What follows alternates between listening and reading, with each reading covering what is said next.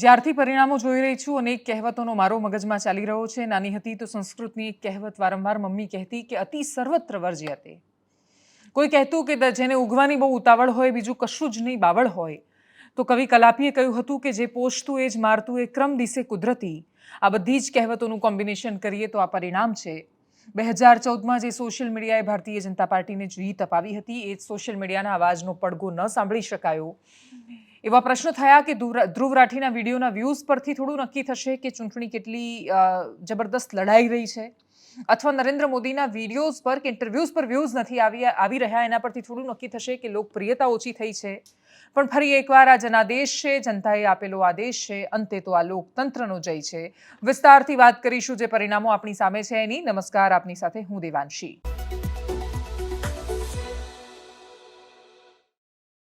19 એપ્રિલે થયેલું પહેલું મતદાન, એના પહેલા સૌથી પહેલા ચૂંટણી પંચની પત્રકાર પરિષદથી માંડીને 4 જૂન સુધીનો આ સમય સતત અનેક લોકોને મળ્યા, સંવાદો કર્યા, સતત એમને સાંભળ્યા, અને જે સમજી શકાયું એના પરથી એટલું ખબર પડી છે કે ફરી એકવાર જનતાની નાડને પારખવામાં મોટાભાગના લોકો નિષ્ફળ ગયા છે. એમાં અમે પણ આવી ગયા. હું સમજતી હતી કે આણંદ લોકસભા બેઠક પર ખૂબ પોઝિટિવ વાતાવરણ છે, પણ બનાસકાંઠા એક બેઠક જે હતી એ બનાસકાંઠાએ આખી બાજી પલટી દીધી. ગેનીબેન ઠાકોરની જીતે ફરી એકવાર પેલું એક ગીત હતું કે ગરવીરે ગુજરાતમાં ઠાકોર વટ છે તમારો, તો એ ગેનીબેન ઠાકોરનો વટ પડ્યો. બનાસકાંઠામાં એવો વટ પડ્યો કે ભારતીય જનતા પાર્ટીનું ફરી એકવાર ત્રીજી વાર ક્લીન સ્વીપ કરવાનું સ્વપ્ન રોળાયું.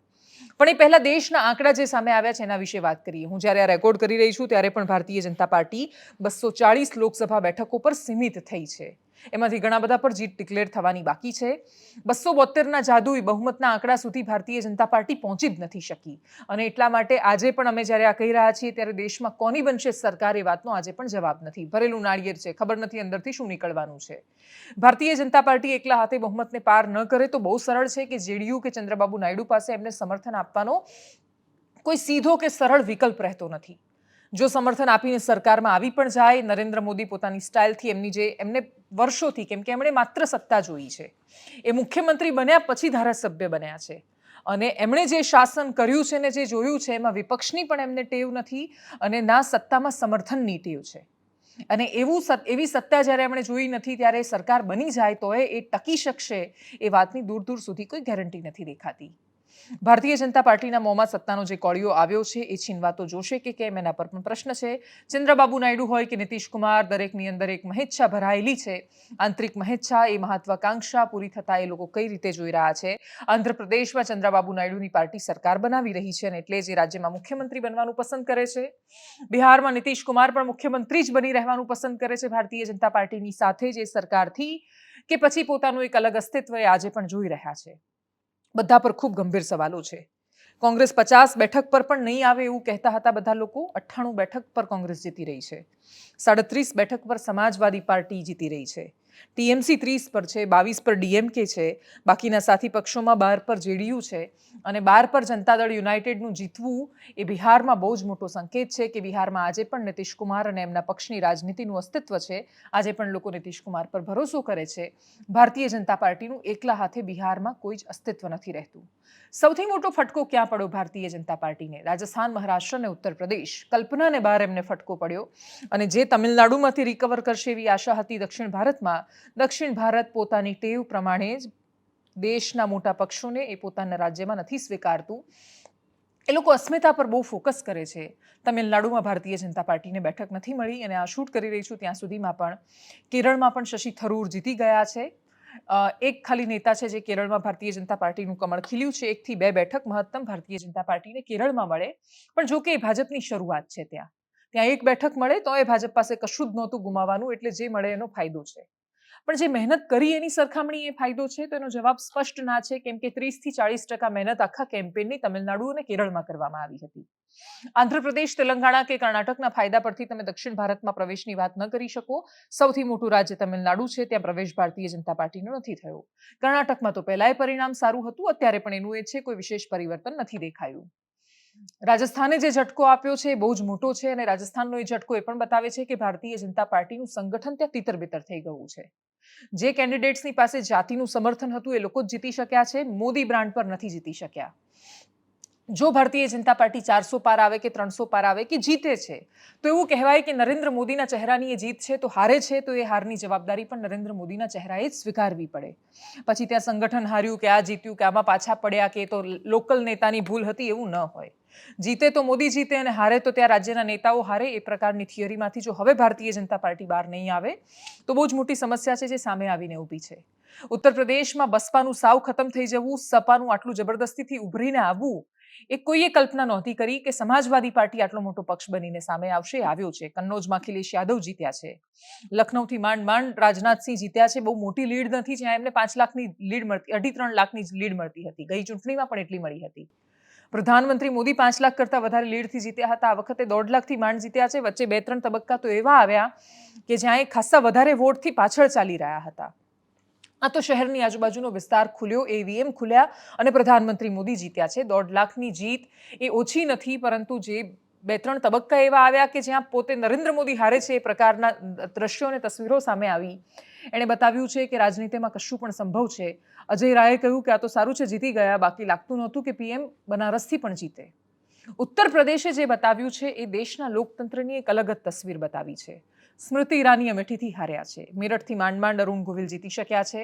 મથુરાથી હેમા માલિની જીતી ગયા છે. પણ અયોધ્યાથી ભારતીય જનતા પાર્ટી હારી છે. ફૈઝાબાદ લોકસભા, જ્યાંથી 75થી 80% વસ્તી જ્યાંની હિન્દુ છે, એ લોકસભા બેઠક પરથી સમાજવાદી પક્ષ જીતે છે અને ભારતીય જનતા પાર્ટીના સિટિંગ એમપી, જેમને ફરીથી ટિકિટ આપવામાં આવી, એમનો વિરોધ હતો તોય ટિકિટ આપવામાં આવી. અતિ આત્મવિશ્વાસ અથવા મન ફાવે એમ ટિકિટ આપવાની વાત તમે જે પણ ગણો, એ પણ ટિકિટ આપી અને ભારતીય જનતા પાર્ટીની હાર થઈ. અયોધ્યાથી ભાજપની હાર એ બહુ જ મોટો સંદેશ છે. અયોધ્યાથી એ સૂત્ર શરૂ થયું હતું, જો રામ કો લાયે હે હમ ઉनको લાએંગે. દેશમાં તો એ મુદ્દો ન ચાલ્યો, બીજે ક્યાંય ન ચાલ્યો. પ્રધાનમંત્રી મોદીએ જ્યાં જ્યાં હિન્દુ મુસલમાન કર્યું અથવા એ સ્તરના નિવેદનો આપ્યા જે ચૂંટણીમાં પ્રધાનમંત્રી પદ પર રહેલા વ્યક્તિ પાસેથી અપેક્ષિત નહોતા, એ બધી જગ્યાએ પરિણામો વિષમ આવ્યા. આખી ચૂંટણીમાં સૌથી પહેલા હિન્દુ મુસલમાન ક્યાં આવ્યું તો એ લોકસભા બેઠક રાજસ્થાનની બાંસવાડા હતી. રાજસ્થાનની બાંસવાડા ડુંગરપુર એવું લોકસભા ક્ષેત્ર કે જ્યાં પ્રધાનમંત્રી મોદીએ પહેલીવાર મંગળસૂત્રવાળું સ્ટેટમેન્ટ આપ્યું, ચાંદીના ઘરેણાની વાત કરી, આદિવાસી મહિલાઓને ઉલ્લેખીને કહ્યું કે જો આ ઇન્ડિયા ગઠબંધનવાળા જીતશે તો તમારા અડધા ઘરેણા લઈ લેશે, તમારું મંગળસૂત્ર પણ લઈ લેશે. આ સ્ટેટમેન્ટ એટલે આપવામાં આવ્યું કેમ કે આદિવાસી વિસ્તારોમાં પોતાના ઘરેણા, મંગળસૂત્ર આ બધાનું બહુ વિશેષ મહત્વ છે. બાંસવાડા ડુંગરપુર લોકસભા ક્ષેત્રથી બીએપી ભારત આદિવાસી પાર્ટીના રાજકુમાર રોંત જીત્યા છે અને બહુ જ સારી એવી લીડથી જીત્યા છે. એવું નથી કે 5-10 હજારના માર્જિનથી જીત્યા છે. 3 બાજુની લડાઈ હતી અને છતાંય રાજકુમાર રોંત ત્યાંથી જીત્યા છે. બારમેર જેસલમેર, ત્યાં પ્રધાનમંત્રી મોદી ગયા હતા અને કહ્યું હતું કે હું કચ્છ બનાવી દઈશ તમારા ક્ષેત્રને. ત્યાં પણ હિન્દુ મુસલમાનનો ઉલ્લેખ આવ્યો હતો. ત્યાં કોંગ્રેસ જીતી છે. રવિન્દ્રસિંહ ભાટી બીજા નંબર પર રહ્યા છે અને ત્રીજા નંબર પર ભારતીય જનતા પાર્ટીના પૂર્વ મંત્રી રહ્યા છે, જે મંત્રી હતા આની પહેલા સરકારમાં. રાજસ્થાનના પરિણામોએ ખૂબ મોટું એ ચિત્ર પણ બતાવ્યું છે. વસુંધરા રાજેને મુખ્યમંત્રી પદેથી તો હટાવવામાં આવ્યા, પણ જે રીતે હટાવવામાં આવ્યા, એમપીમાં શિવરાજસિંહને કે પછી રાજસ્થાનમાં વસુંધરા રાજેને, ભારતીય જનતા પાર્ટીના સંગઠનના નેતાઓ જે 2014 પહેલા ગોવામાં જ્યારે કાર્યકારિણી મળી ત્યારે નરેન્દ્ર મોદીને પ્રધાનમંત્રી પદના ચહેરા તરીકે નહોતા સ્વીકારતા. એ લોકો સિનિયર હતા. એ લોકો નક્કી કરી શકતા હતા કે કોણ પ્રધાનમંત્રી મોદીનો ચહેરો રહેશે. એક સમયે જે પ્રધાનમંત્રી પદની રેસમાં હતા એ લોકોને મુખ્યમંત્રી પદેથી હટાવી દીધા. ભારતીય જનતા પાર્ટીએ આ નિર્ણય લીધો અને જે પેલી પાર્લામેન્ટરી ડેમોક્રેસીની બાકીની બહુ બધી વાતો કરવામાં આવતી હતી એ બાજુ પર રહી. એ બધાનું પરિણામ દેખાયું.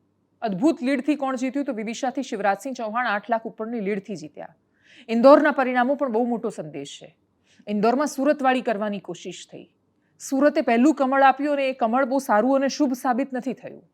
તમે લોકતંત્રને જ્યારે તલવારની નોક પર રાખીને કશું પણ કરવા જાઓ છો ત્યારે પ્રશ્ન ઉઠે છે, એનું પરિણામ પણ મળે છે. આટલું ત્વરિત મળશે એ ભારતીય જનતા પાર્ટીના નેતાઓએ કલ્પના નહીં કરી હોય. સુરતનું જે કમળ આપવાની ભૂલ કરી ભારતીય જનતા પાર્ટીએ, ગુજરાત ભાજપે એ ઇન્દોરમાં એ પ્રયોગ કરવાની કોશિશ થઈ અને ત્યારથી એના જસ્ટ પહેલા ડિક્ટેટરશીપ વાળો વિડીયો હોય કે પછી રાહુલ ગાંધીનું એવું કહેવું કે પ્રધાનમંત્રી મોદી આવશે ફરી એકવાર ને 400 પાર આવશે તો પછી આ લોકો ચૂંટણી જ નહીં થવા દે, એ વાતને સુરતવાળી ઘટનાએ સમર્થન આપ્યું હતું. આખા દેશમાં એ વાતની ચિંતા અને એ વાત ફેલાવવામાં વિપક્ષને સફળતા મળી કે આ લોકો જો ખરેખર 400 પાર જીતશે તો બધે આવું કરશે. અને સુરતમાં જે થયું એ મોટા ભાગે કોઈને સ્વીકાર્ય નહોતું, સુરતની જનતાને પણ નહોતું, ભલે એમણે પ્રતિકાર નહોતો કર્યો. એ મુકેશ દલાલને જ જીતાડવાના હતા. કોઈ કોંગ્રેસના પેલા કોઈ નિલેશ કુંભાણીને નહોતા જીતાડી દેવાના. અને તોય જે થયું એ પ્રયોગ ઇન્દોરમાં પણ કરવાની કોશિશ થઈ, જો કે ઇન્દોરમાં બાકીના બધા ઉમેદવારો હતા એ પાછળ ન હટ્યા. કોંગ્રેસ હટી ગઈ. 8 લાખ ઉપરની ભારતીય જનતા પાર્ટીને લીડ મળી, પણ 2 લાખ વોટ ઇન્દોરમાં નોટામાં પડ્યા છે. જેમણે જવાબ આપ્યો છે એ વાતનો કે 2 લાખ ઉપરથી પણ વધારે લોકો ઇન્દોર શહેરમાં એવા વસે છે કે જે પ્રયોગ કરવામાં આવ્યો છે એને સ્વીકારવા માટે તૈયાર નથી, ને એટલે જે નોટામાં પડેલા વોટ એ બહુ જ મોટો ઇશારો છે જે મધ્યપ્રદેશ ઇન્દોરથી સામે આવ્યા છે. ગાંધીનગરમાં અને નવસારીની વચ્ચે સ્પર્ધા હતી અને સ્પર્ધામાં CR પાટીલ આખરે જીત્યા છે, કેમ કે 7.73 લાખની લીડથી CR પાટીલ જીત્યા. અમિત શાહ 7.44 લાખની લીડથી જીત્યા છે. ગુજરાતમાં બધાની જીત અને બધાની સૌથી મોટી જીત બાજુ પર મુકાઈ, જ્યારે 26-0 ભારતીય જનતા પાર્ટી ન કરી શકી જે એમની પૂરી કોશિશ હતી. પાટણમાં ચંદનજી ઠાકોર થોડાક માટે હાર્યા અને એમાં એમને શંકા લાગે છે ચૂંટણી અધિકારી સામે, એટલા માટે એમણે ફરિયાદ કરી છે. બનાસની બેન ગેનીબેનની જીત એ ભારતીય રાજનીતિનો ખૂબ મોટો સંદેશ છે. સંદેશ સત્તા અને વિપક્ષ બંને માટે છે. સત્તા જ્યારે અતિ કરે છે ત્યારે લોકો નથી સ્વીકારતા. વિપક્ષ પણ જો દોષારોપણમાંથી બહાર આવીને કે મીડિયા આમ કરે છે ને લોકતંત્ર આમ છે ને EVM આમ થવાનું છે ને પૈસા નથી મારી પાસે ને સત્તા સામે ઊભી છે ને કલેક્ટર આમ કરી લેશે ને SP આમ કરી લેશે ને પ્રકારનો જે માહોલ બનાવે છે, બધાની સામે લડીને જે બહાર નીકળે એ બનાસની બેન ગેનીબેન. બનાસની બેન ગેનીબેને બાનાબાજી નથી કરી, ચૂંટણી લડી છે. એમણે કોઈ એવું ધ્યાન નથી રાખ્યું, ભાઈ એ પહેલેથી હતોત્સાહ જ નથી થયા, ના એમણે કોઈના પર આરોપ કર્યા છે. અને એમણે કોઈના પર આરોપ ન કર્યાનું પરિણામ એ છે કે ગુજરાતની એક પણ media news channel, TV news channel એવી નહોતી કે જેણે ગેનીબેન ઠાકોરનું ખુલ્લેઆમ સમર્થન ન કર્યું હોય. લિટરલી ગેનીબેન ઠાકોરનું ફ્રીમાં PR થયું છે બધી જ જગ્યાએ, કોઈ જાહેરાત નહીં, કશું જ નહીં, અને છતાંય ગેનીબેન ઠાકોર માટે બધા જ બોલ્યા છે. અને એટલા માટે દોષારોપણનો સમય નથી હોતો. ચૂંટણી લડવાનો જ્યારે સમય આવે ને તમે ચૂંટણી લડો દોષારોપણ વગર, તો બધા જ લોકો સાથ આપતા હોય છે. બનાસકાંઠાના લોકોએ પૈસા આપ્યા, એ પૈસાથી ગેનીબેન ચૂંટણી લડ્યા અને પછી ચૂંટણી જીત્યા. 25,000ની આજુબાજુની લીડથી ગેનીબેન ઠાકોરનું ચૂંટણી લડવું અને જીતવું એ બતાવે છે કે ભારતીય રાજનીતિ એ ખરેખર સંભાવનાઓનો ખેલ છે. એ માત્ર બહાનાબાજી માટે વપરાતો શબ્દ નથી, એ રાજનીતિ છે. ત્યાં કંઈ પણ થઈ શકે છે. સૌથી પહેલા ઘણું બધું સાંભળવા જેવું છે, ઘણું બધું આવ્યું છે, પણ ગુજરાતમાંથી અનેક પ્રતિક્રિયાઓમાં શરૂઆત તમારે ગેનીબેન ઠાકોરને સાંભળવાથી કરવી જોઈએ. એના પછી ભરૂચમાં હારનો સ્વીકાર કરતા ચૈતર વસાવાને પણ સાંભળીએ. એ પણ બેઠક સૌથી વધારે રસપ્રદ હતી. આણંદ પાટણમાં પણ છેક સુધી સંઘર્ષ રહ્યો છે. 156ની લહેરમાં પણ ઉત્તર ગુજરાતે કોંગ્રેસને ટકાવીને રાખ્યું હતું. આ વખતે પણ દેશમાં ઇન્ડિયા ગઠબંધનમાં ગુજરાતે પોતાનું એક યોગદાન બનાસકાંઠા લોકસભા બેઠક પરથી આપ્યું છે. અને અમે વારંવાર કહેતા હતા કે જો ગુજરાતમાંથી એક પણ બેઠક ઓછી થાય છે તો એનો મતલબ દેશમાં ભારતીય જનતા પાર્ટી નથી જીતી રહી. એ જ સાબિત થયું. ગુજરાતમાં પણ એક બેઠક ભાજપ હારી, ગુજરાતમાં પણ 26-0ની હેટ્રિક ન વાગી, દેશમાં પણ ન વાગી. પરિણામો એ જ આવ્યા છે જે મોટાભાગના લોકોએ અપેક્ષા રાખી હતી, અને એટલે જ આ પરિણામ છે. ગેનીબેન ઠાકોરને સાંભળીએ. પત્રકાર પરિષદ આવી છે ઘણા બધા લોકોની, પણ એકદમ સંક્ષિપ્તમાં CR પાટીલે અને CMએ શું કહ્યું એ પણ સાંભળીશું. ચૈતર વસાવાને પણ એકદમ સંક્ષિપ્તમાં સાંભળીશું. શક્તિસિંહ ગોહિલને પણ સાંભળીશું. એકદમ સંક્ષિપ્તમાં બધાને સાંભળીએ. બનાસકાંઠાની જનતાનો, વહીવટી તંત્રનો, સમગ્ર તમામ અમારા કોંગ્રેસના આગેવાનો, આ જીત એ મારી ગેનીબેનની નથી, આ બનાસકાંઠાના મતદારોનો વિજય છે. સત્યમેવ જયતે. ગમે એટલું કરીએ પણ અંતે તો લોકશાહીની અંદર મતદારો વિન બનતા હોય છે. અને એક મેં ગરીબ દીકરી તરીકે જે મામેરું માગ્યું હતું એ બનાસકાંઠાની જનતાએ મારું મામેરું ભર્યું. प्यार, समर्थन और आशीर्वाद दिया और भाजपा का जो अहंकार था उस अहंकार को देश की और गुजरात की जनता ने तोड़ा. अब की बार 400 के पार ये अहंकार कांग्रेस मुक्त भारत वो अहंकार था, और अहंकार तो जिसकी सोने की नगरी थी उसका भी नहीं टिका.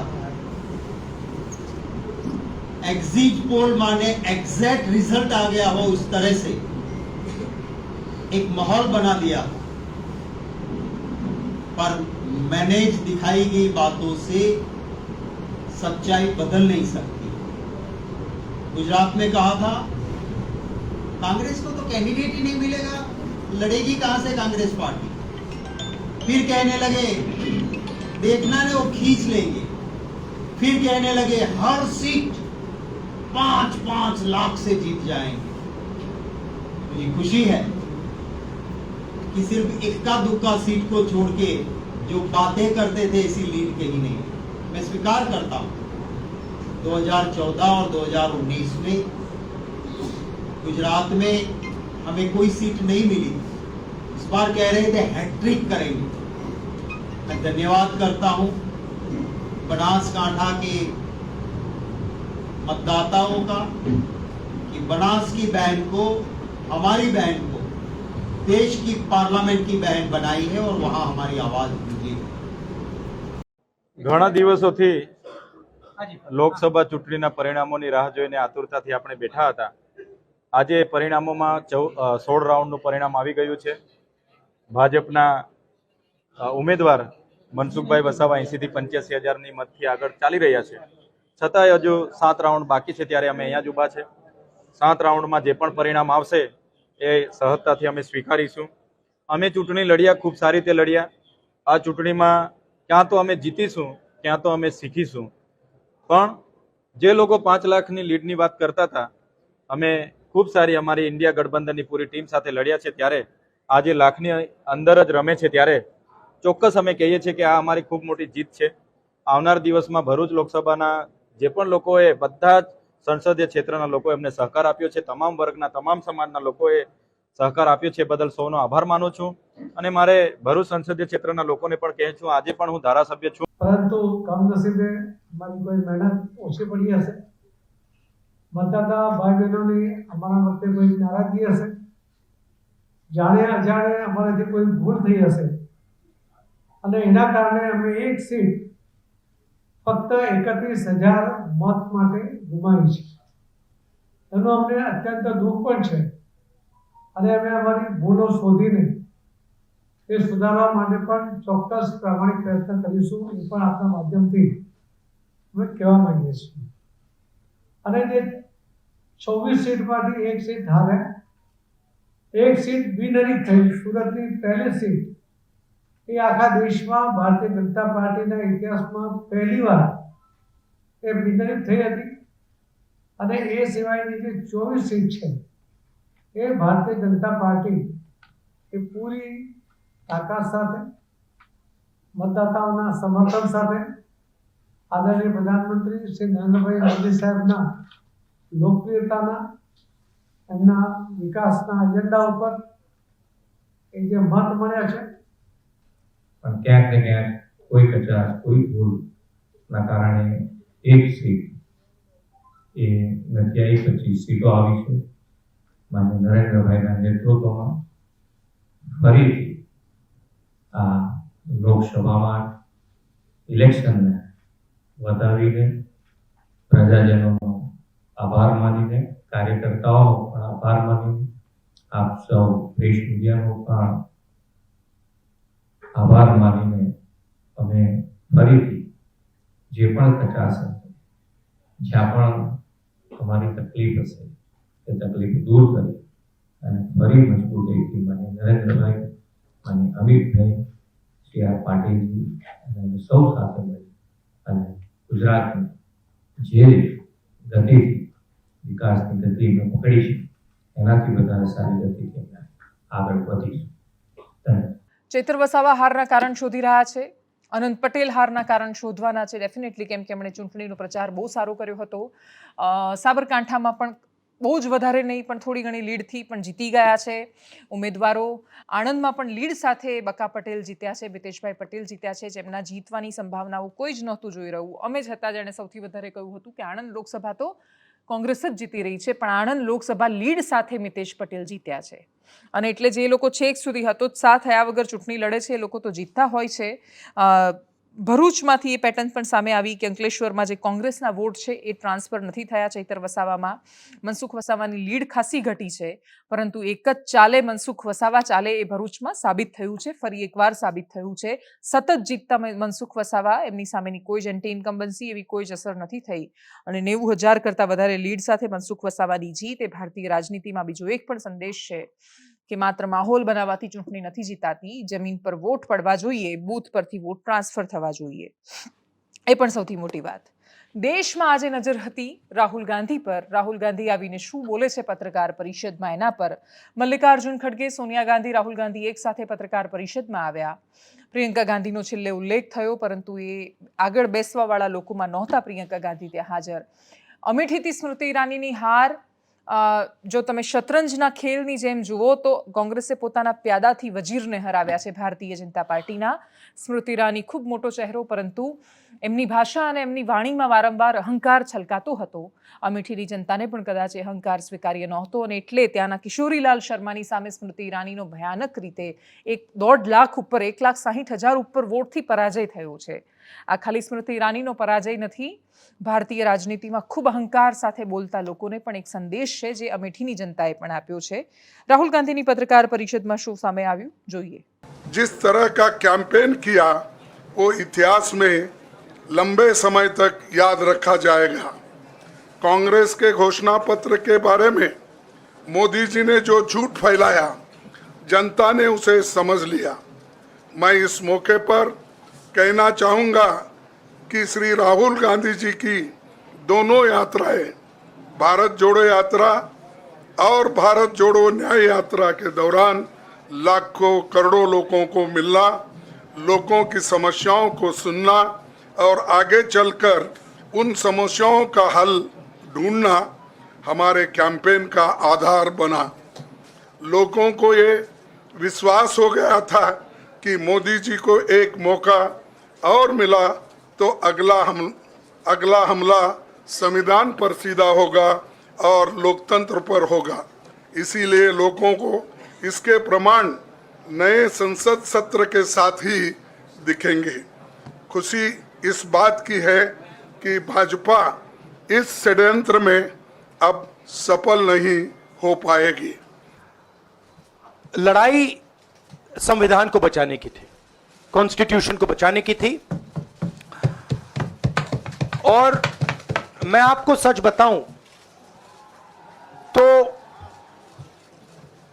मेरे माइंड में था पहले से, जब इन्होंने हमारा बैंक अकाउंट कैंसिल किया, जब चीफ मिनिस्टर्स को जेल में डाला, पार्टियां तोड़ी, मेरे माइंड में था कि हिंदुस्तान की जनता अपने संविधान के लिए एक साथ खड़ी होकर लड़ जाएगी. और यह सच साबित हुआ. मुझ में भरोसा था और मैं हिंदुस्तान की जनता से, इंडिया गठबंधन के पार्टनर्स से, कांग्रेस पार्टी के हमारे सब नेताओं और बब्बर शेर कार्यकर्ताओं से दिल से धन्यवाद करना चाहता हूं. जो रिजर्वेशन पर बीजेपी ने आक्रमण किया, गरीबी, अदानी जी के आपने स्टॉक्स तो देखे होंगे, देखे हैं वो स्टॉक्स उनके, तो बड़ी इंटरेस्टिंग बात है. जनता अदानी जी को मोदी जी से डायरेक्टली कोरिलेट कर रही है. मोदी जी की हार होती है, स्टॉक मार्केट कहता है भैया मोदी जी गए तो अदानी जी गए. मतलब डायरेक्ट रिलेशनशिप है, करप्शन की रिलेशनशिप है.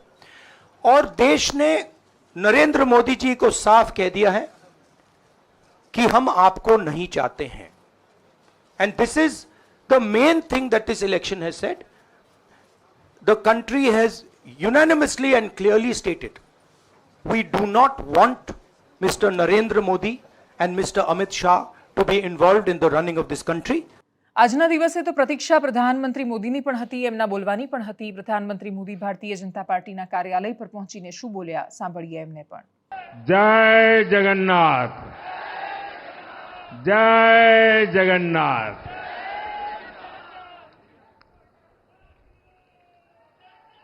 आज की ये विजय दुनिया के सबसे बड़े लोकतंत्र की जीत है. इस बार भी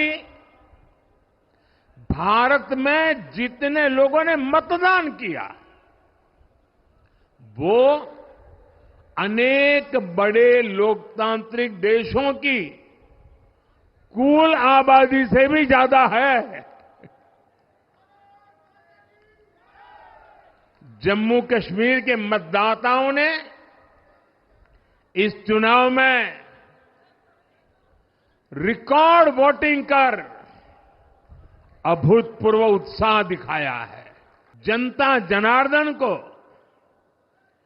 विजय के इस पावन पर्व पर आदरपूर्वक नमन करता हूं। मैं देश भर के सभी दलों, सभी उम्मीदवारों का भी अभिनंदन करता हूं। सभी की सक्रिय भागीदारी के बिना लोकतंत्र की ये विराट सफलता संभव नहीं थी। साथियों, इस चुनाव के, इस जनादेश के कई पहलू हैं। 1962 के बाद पहली बार कोई सरकार अपने 2 कार्यकाल पूरे करने के बाद तीसरी बार वापस आई है। राज्यों में जहां भी विधानसभा के चुनाव हुए, वहां पर एनडीए को भव्य विजय मिली है। चाहे वो अरुणाचल प्रदेश हो, आंध्र प्रदेश हो, उड़ीसा हो या फिर सिक्किम। और इन राज्यों में कांग्रेस का सुपड़ा साफ हो गया है।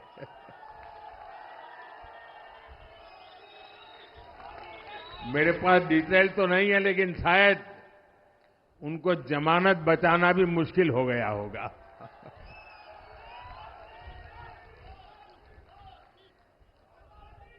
भाजपा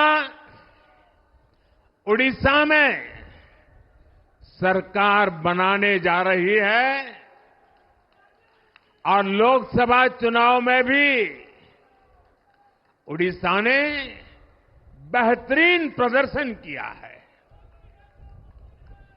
ये पहली बार होगा जब महाप्रभु जगन्नाथ की धरती पर बीजेपी का मुख्यमंत्री होगा। आंध्र प्रदेश में चंद्रबाबू नायडू जी के नेतृत्व में एनडीए ने शानदार प्रदर्शन किया है। बिहार में नीतीश बाबू के नेतृत्व में भी एनडीए ने शानदार प्रदर्शन किया है। तेलंगाना में हमारी संख्या 2 गुना हो गई है। मध्य प्रदेश, गुजरात, छत्तीसगढ़, दिल्ली, उत्तराखंड, हिमाचल, ऐसे कई राज्यों में हमारी पार्टी ने लगभग क्लीन स्वीप किया है। ખૂબ મહત્વના મુદ્દામાં સૌથી મોટો અને મહત્વનો મુદ્દો સામે આવ્યો કે જેપી નડ્ડાએ જ્યારે એક ઇન્ટરવ્યૂ આપ્યો ને જેમાં એમણે કહ્યું કે આરએસએસની એમને જરૂર નથી, તો ફરી એકવાર એ પ્રશ્નની વાત સામે આવી કે શું ખરેખર ભારતીય જનતા પાર્ટીને આરએસએસની જરૂર નથી? જ્યારે જેપી નડ્ડાએ સામે આવીને એવું કહ્યું કે હવે ભારતીય જનતા પાર્ટી એટલી સશક્ત છે કે પોતાના દમ પર જીતી શકે છે, તો પોતાના દમ પર તો માંડ 240 આવી છે જેપી નડ્ડા ભારતીય જનતા પાર્ટીની। કેટલાય મુદ્દાઓ છે કે જે દેશમાં એના પર ધ્યાન આપવા જેવું હતું જે નથી અપાયા। બિહારમાં જ્યારે અમે જઈને આવ્યા ત્યારે લિટરલી લોકો બેરોજગારી પર બૂમો પાડતા હતા। ઉત્તર પ્રદેશમાં મોંઘવારી, બેરોજગારી જેવા મુદ્દાઓ હતા ચર્ચામાં અને ચરમ પર હતા। અગ્નિવીર જેવી યોજનાએ અસર કરી છે। સંવિધાન બદલી નાખશે ભારતીય જનતા પાર્ટી, એ પ્રકારના સ્ટેટમેન્ટ જે ભાજપના જ નેતાઓએ આપ્યા હતા એણે પણ ઊંધી અસર કરી છે। ભારતીય જનતા પાર્ટીના નેતાઓ વારંવાર એવું બોલ્યા કે 400 પાર આવશે તો બંધારણ બદલવા માટે એટલી વધારે બેઠકો જોઈએ એટલે 400 પાર લાવવાની છે। એનું પરિણામ સામે છે। મણિપુરે પણ પોતાનો જનાદેશ આપ્યો છે। મણિપુરની પાસે 2 લોકસભાની બેઠક છે, બંને લોકસભા બેઠક કોંગ્રેસને મળી છે। ભારતીય જનતા પાર્ટીને ત્યાં ફરી એકવાર નીલબટે સન્નાટા છે। ઘણી બધી બેઠકો પર ઘણા બધા રાજ્યમાં ભારતીય જનતા પાર્ટીનું પ્રદર્શન સુધર્યું હોવા છતાં અપેક્ષિત ન હોય એ રીતે ઉત્તર પ્રદેશનું પરિણામ, મહારાષ્ટ્રનું પરિણામ, મુંબઈમાં પણ પિયુષ ગોયલને બાદ કરી દઈએ તો કોઈ જ ભારતીય જનતા પાર્ટીના ઉમેદવાર નથી જીત્યા। ઉજ્જવલ નિકમ પણ માંડ જીત્યા છે। ઉજ્જવલ નિકમની હાર પાછળના ઘણા બધા કારણ હોઈ શકે। ખૂબ પાતળી સરસાઈથી હાર્યા છે। નસીબ પણ એક બહુ મોટું ફેક્ટર હોય છે। જ્યારે એકદમ પાતળી સરસાઈથી કોઈ ઉમેદવાર હારે ત્યારે પ્રશ્ન એ પણ થાય કે જે પ્રમોદ મહાજન વગર ભારતીય જનતા પાર્ટી બહુ જ અધૂરી મનાતી ને એક સમયના સર્વે સર્વા મનાતા, એમના દીકરી પૂનમ મહાજનને પણ ટિકિટ નહોતી અપાઈ.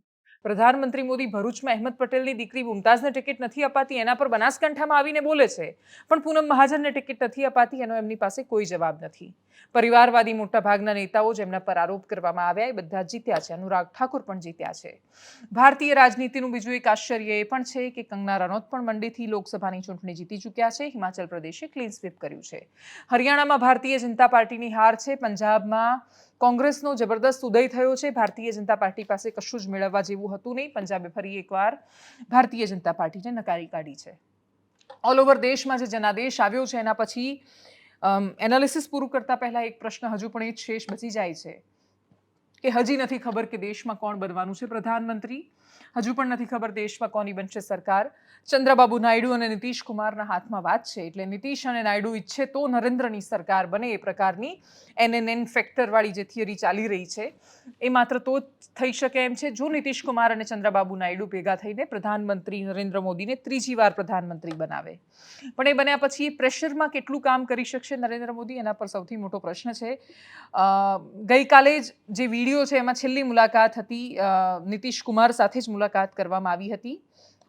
આજે સમાચાર આવ્યા કે સમ્રાટ ચૌધરી સમર્થન માંગવા માટે નીતિશ કુમાર પાસે ગયા હતા, પણ એ નીતિશ કુમાર છે એમની પાર્ટીની બહાર પટનામાં મોટું હોર્ડિંગ મારેલું છે કે નીતિશ સબકે હૈ, નીતિશ બધાના છે. એટલે એમના મનની જે મહત્વાકાંક્ષા અથવા અધૂરી ઈચ્છા પ્રધાનમંત્રી બનવાની એ પૂરી કરવાની કોશિશ કરે છે કે કેમ, ઇન્ડિયા તરફથી બાકીના લોકો એ વાત પર સહમત થાય છે કે કેમ, અને સૌથી મોટો કે બધા ભેગા થઈને જે સરકાર ચલાવશે એ સરકાર કેવી ચલાવશે એના પર પણ બહુ મોટો પ્રશ્ન છે.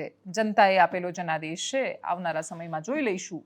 પણ મને એવું લાગે છે કે આવનારા 10 દિવસ સુધી હવે જેટલું સરળતાથી બધાએ માન્યું હતું, અમે વિચાર્યું હતું કે વેકેશન લઈશું, લોકોએ પણ વિચાર્યું હશે કે આ બધું પતે ને બીજી કોઈ કન્સ્ટ્રક્ટિવ વાતો પર ચર્ચાઓ થાય તો સારું, એ બધું જ હવે થોડા સમય માટે પ્લાન તમારા મોકૂફ રાખવા પડશે. કેમ કે દેશમાં હવે તો શરૂ થવાની છે રાજનીતિની અસલી ચર્ચાઓ. આજની રાત થવાની છે કતલની રાત સાબિત. એ ખબર પડવાની છે કે નીતિશ કુમાર અને ચંદ્રબાબુ નાયડુ કોની સાથે જઈ રહ્યા છે. ભારતીય જનતા પાર્ટીનો ગઠબંધનોની સરકારમાં સ્વભાવ રહ્યો છે બિલકુલ આમ આદમી પાર્ટી જેવો, જેની સાથે ગઠબંધન હોય એને ખતમ કરી નાખવું.